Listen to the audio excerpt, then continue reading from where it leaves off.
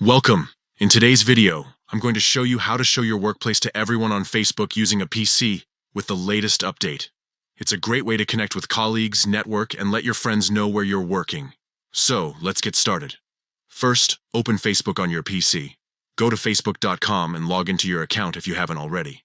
Next, click on your profile photo located at the top right corner of the screen. This will take you to your profile page. Once you're on your profile, look for the About section and click on it.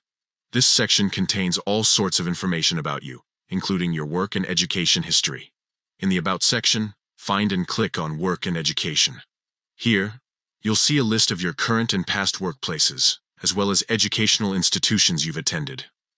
Now, next to the workplace you want to make visible to the public, you'll see an audience icon. It probably defaults to Friends or Only Me. Click on that icon. A drop-down menu will appear with different audience options. Choose Public to make your workplace visible to everyone, even people who aren't your friends on Facebook. Finally, click Done to save your changes. That's it.